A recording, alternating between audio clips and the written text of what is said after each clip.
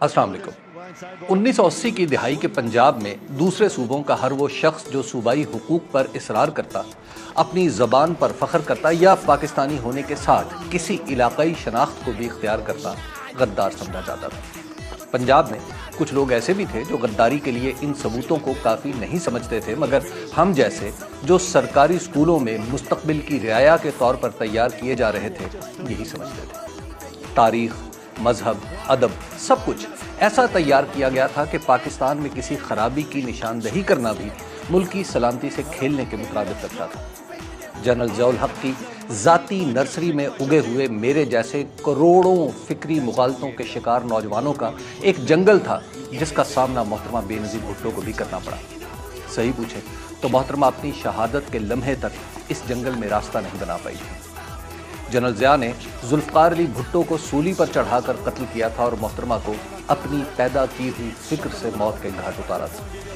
एक आमिर के उगाए हुए इस जंगल में उसी का लगाया हुआ पौधा मोहतरम नवाज शरीफ की शक्ल में तनावर दरख्त बना और आज भी इक़्तिदार में उनकी हिस्सेदारी है। मेरी नस्ल भी पंजाब की वो मखलूक थी जिसके नज़दीक महमूद खान अचकज़ई जैसे लोग पाकिस्तान के दुश्मन थे।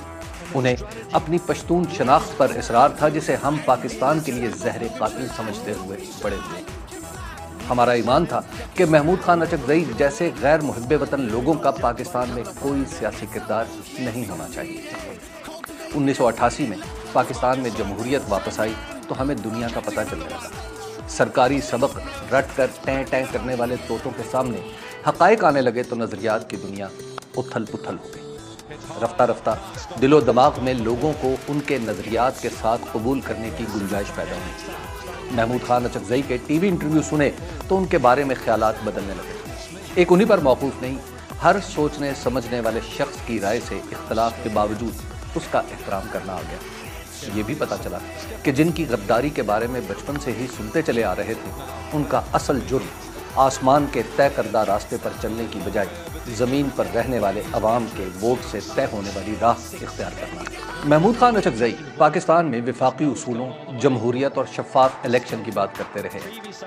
इन उसूलों पर अमल दरामद में रुकावट के बारे में शाइस्तगी से मगर खुलकर बात करते हैं। इलेक्शन में धांधली तो खैर वो खुद भी भुगत चुके हैं।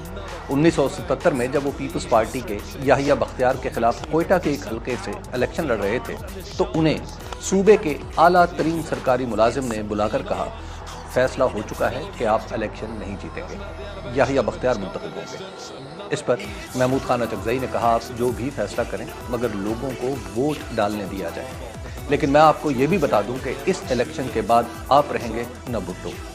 इस इलेक्शन का नतीजा वही हुआ, याहिया बख्तियार जीत गए और उसके बाद भुट्टो रहे न वो सरकारी मुलाजिम। महमूद खान अचकज़ई को बलूचिस्तान में एहतरामन मशर यानी कौम का बड़ा कहा जाता है। उन्होंने आम तौर पर उसूली मौक़िफ़ पर ही सियासत की। इस तरह की सियासत करते हुए वो मुस्लिम लीग नून के करीब आए और अपने जमहूरी मौक़िफ़ पर डटे रहने की वजह से ही नवाज शरीफ से दोस्ती के बावजूद तहरीक इंसाफ के पास चले आए। इस मौक़िफ़ की वजह से उन्हें कई तरह की मुश्किलात का सामना भी करना पड़ा, मगर उन्होंने सभी कुछ बर्दाश्त किया। पश्तून कौम परस्त होने के बावजूद पाकिस्तान की सालमियत उनकी सियासत का बुनियादी नुक्ता है। हालात कैसे भी हों, उन्हें अपने आसाब पर काबू रहता है। इसका अंदाज़ा यूँ लगाइए कि एक बार ऐवान वज़ीर आज़म ने उनके सामने नवाज शरीफ साहब ने इस्टेब्लिशमेंट के ख़िलाफ़ खुलकर बोलना शुरू किया तो उन्होंने हाथ के इशारे से उन्हें रोकने की कोशिश की। मुबादा इमारत में लगे खुफिया आलात उनकी गुफ्तगू को नशर कर रहे थे। नवाज शरीफ साहब ने बात खुलकर की, उन पर बुरा वक्त आया तो अचकज़ई उनके साथ ही खड़े रहे। जब नवाज शरीफ साहब ने 2022 में वोट की इज्जत के इवज़ हुकूमत ले ली तो महमूद खान अचकज़ई बगैर कुछ कहे उनसे दूर हो गए। फरवरी 2024 के इलेक्शन में तारीखी धांधली के बाद उन्होंने खुलकर तहरीक इंसाफ का साथ दिया और तहरीक तहफ़्फ़ुज़ आईन पाकिस्तान बनी तो उन्हें इसका सरबराह चुना गया। जिस दस्तूर की पासदारी की बात वो सारी उम्र करते रहे, अब उसी के तहफ़्फ़ुज़ के लिए कोशां हो गए। 31 जुलाई 2025 को तहरीक तहफ़्फ़ुज़ आईन के ज़ेर एहतमाम 2 रोज़ा कुल जमाती कॉन्फ्रेंस होना थी और उसके लिए इस्लामाबाद के एक होटल में जगह ली गई। कॉन्फ्रेंस से एक दिन पहले हुकूमती कारिंदों ने इस होटल पर ताले डाल दिए। जब ये खबर मीडिया में आई तो जनरल ज़ियाउल हक के दौर से आलूदा जहनों में पहला ख्याल ये उभरा कि महमूद खान अचकज़ई अब न जाने क्या कह देंगे, मगर उन्होंने कुछ नहीं कहा। فوری طور پر متبادل بندوبست ہوا اور اسلام آباد کے مضافات میں کھیتوں کے بیچوں بیچ ایک فارم ہاؤس میں یہ کانفرنس برپا ہوئی۔ محمود خان اچکزئی نے اسلام آباد کو کچھ کہنے کی بجائے اس پر اپنا حق جتایا۔ انہوں نے چاروں صوبوں سے آئے ہوئے لوگوں کو اسلام آباد کی زمین پر ہی اکٹھا کیا۔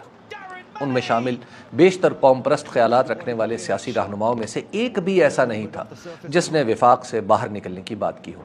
میں 1 اگست کے اجلاس میں حاضر تھا۔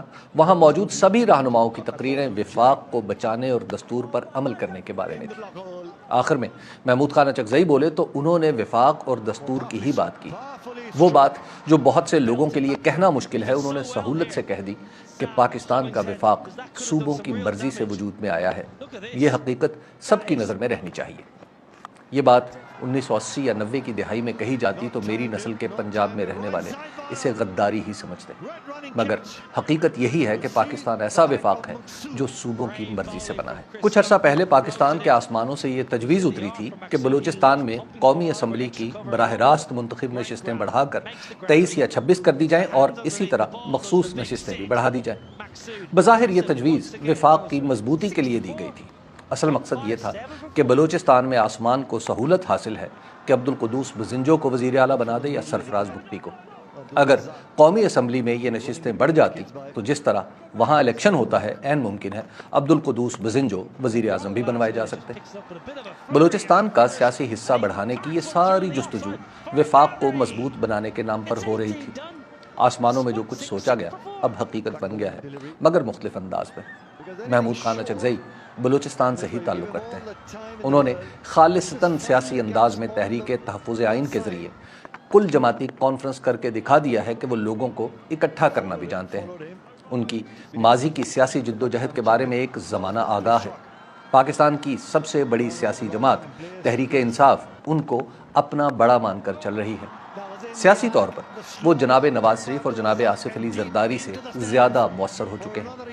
بلوچستان کا یہ مشر اس وقت ملک بھر کا مشر ہے۔ وہ عمران خان کی رہائی کا مطالبہ کرتا ہے اور مارہنگ بلوچ کی رہائی کا بھی۔ وہ تحریک انصاف کے لوگوں کو ملنے والی سزاؤں پر بھی احتجاج کر رہا ہے اور خیبر پختونخوا میں دہشت گردی کی مذمت بھی۔ وہ سندھ کے لوگوں کے پانی کے حق کی بات بھی کر رہا ہے اور افغانستان سے تعلقات بہتر بنانے کی بھی۔ یہ سب کچھ ہونے کے باوجود آسمان محمود خان اچکزئی سے خوش نہیں۔ وہ انہیں غدار ہی سمجھتا ہے، مگر یہ 1980 کی دہائی نہیں، 2025 ہے۔ اب پاکستان نئی نسل کے ہاتھ میں ہے، جس کے ذہن میں ضیاء الحق کا لگایا ہوا جنگل نہیں بلکہ عمران خان کا دکھایا ہوا خواب ہے۔ شکریہ۔